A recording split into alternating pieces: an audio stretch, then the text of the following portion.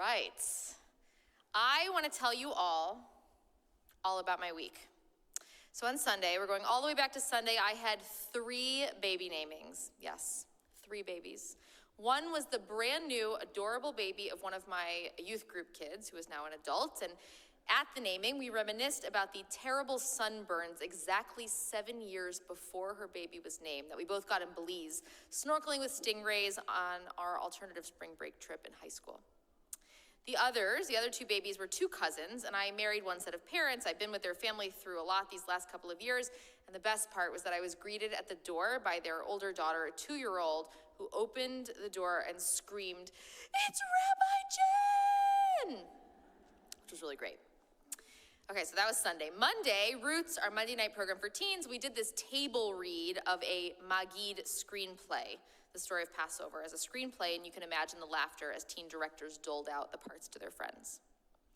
On Tuesday, I officiated a funeral for a woman who lived an amazing 99 years. Her family told these amazing stories about her life that was filled with adventure and joy and travel and love. And then in the evening, the Kemach Club met. Our volunteers of all ages baked blueberry bread for our food pantry, sharing memories of their favorite Passover foods and family recipes. And then last night, we ran a really special program here called Linked. Grandmothers, mothers, and daughters, aunts, and friends gathered to tell our life stories, to build deeper and stronger connections between the generations. And to symbolize being strong links in our chain of tradition, we got permanent bracelets. It's very cute. Bracelets were fun, but the stories were really, really great. And then this morning, we welcomed our ECC families for Passover magic moments. There were kids everywhere, building pyramids, singing songs about frogs, songs about Pharaoh, experiencing the magic of the holiday. And I'm not telling you about my week to brag, although I am sort of bragging about having the best job ever. And I'm not telling you about my week to complain about how packed it was, but I did appreciate Cheryl, one of our Kemach Club volunteers, who was at many of these programs this week, who noted that doing all of this great stuff the week before Passover, when everybody should be cooking and cleaning, was, kind of crazy. But really, I'm telling you about my week because even though we might have to rush around tomorrow making our haroset and prepping our seders, it was a really absolutely perfect week leading into this holiday. In his book, God Was Not in the Fire, Rabbi Daniel Gordis writes that the truth about spirituality is that it's found in every single human interaction at every single moment. That is, it is in relationships, the relationships between people, that help us connect to the divine. And that human life, when shared with others, is truly our most godly experience. And I believe him. Our tradition is rich with narrative. The stories of Abraham and Isaac and Jacob, of Sarah, Rebecca, Rachel, and Leah, they are people. And God's with them as they navigate life together. They're brave and they're sad, they're strong and they're weak. They make smart choices and terrible choices. And we know that they are humans, just like us. And stories really have power. The Torah transcends time and space. It connects Jews all over the world and throughout millennia. But nowhere does the power of storytelling become more evident than during Passover. This Shabbat, just days before our Seder begins, this Shabbat is known as Shabbat HaGadol, the Great Sabbath. And now there are many explanations for why this particular Shabbat is a great one, but I'm really drawn to the interpretation that connects it to the moment when Moses first gathered up the Israelites and told them what was about to happen. This story that would define us as a people forever. And Passover is about sharing our story. The Haggadah itself means the telling. We are commanded in the Torah, you shall tell your child on that day, saying, it is because of what God did for me when I came out of Egypt. Not just what God did for our ancestors, but for me. The story becomes personal and immediate and alive. Now, the commandment to teach this story to our children reveals something profound about Judaism itself. We are, at our core, a tradition built on intergenerational storytelling.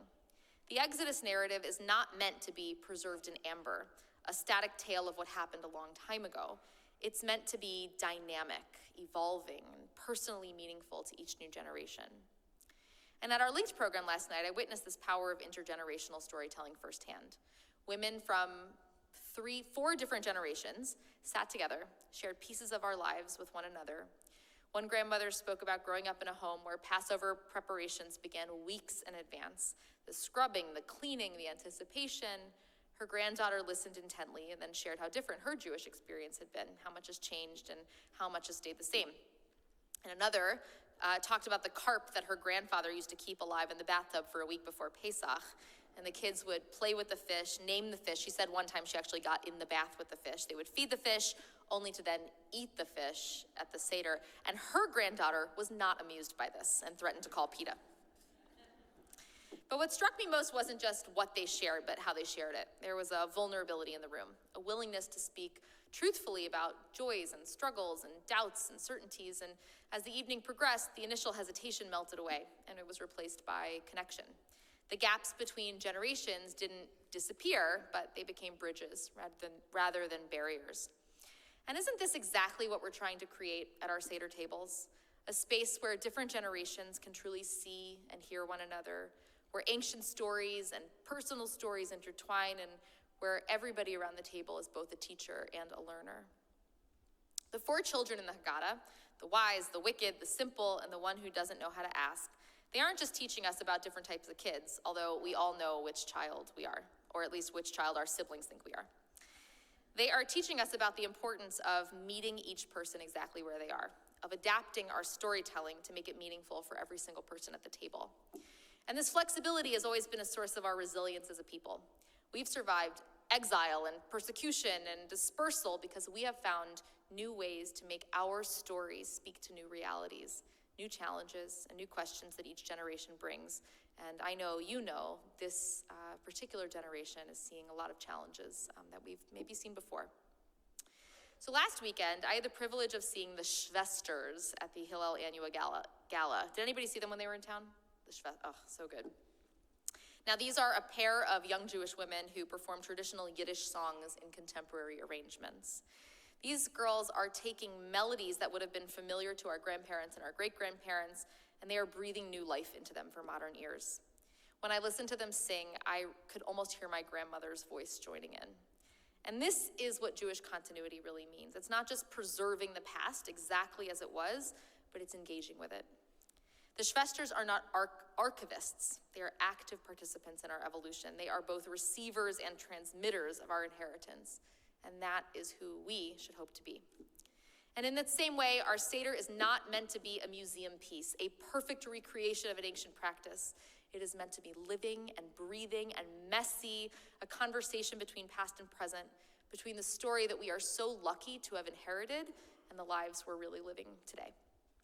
And that's why I believe that our Seder table is one of our most powerful spaces as a people. When it works like it's supposed to, it's not about just remembering. It's about finding ourselves in an ancient text and finding ancient text in our modern lives.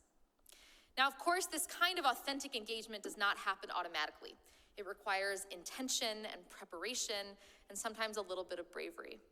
It's really much easier to stick to the surface, to just read the words of the Haggadah without really wrestling with their meaning. It's easier to go through the motions than to invite genuine questions, doubts, new interpretations. But in every generation, each of us is obligated to see ourselves as if we came from Egypt. This is no small thing. It requires imagination and creativity. And so as we prepare for Pesach this year, I invite you to think not just about the practical preparations, not just about, oh, she's gone. I was going to say not dropping the gefilte fish on the floor out of the refrigerator. But to think about the storytelling that will happen around your table. How might you create space for personal stories, for everybody around the table to engage with our narrative? How might you make room for questions that don't necessarily have easy answers? And I invite you to bring something of what happened at our Linked program into your Seder. A willingness, an openness to be vulnerable with each other, to share across generations, to listen to voices that differ from your own. Because this is really the magic of Passover, not just a retelling, but a creation of something new, and a space for new possibilities for freedom in our own time. And so that is why I wanted to tell you about my amazing week. Those moments, the baby namings, the teen program, the funeral, the Kemach Club, Linked, ECC, so much more. They form this beautiful tapestry of storytelling across the life cycle, across generations, across different entry points, across time, across space. And they reminded me that our story isn't something locked away in ancient text or confined to our synagogue walls.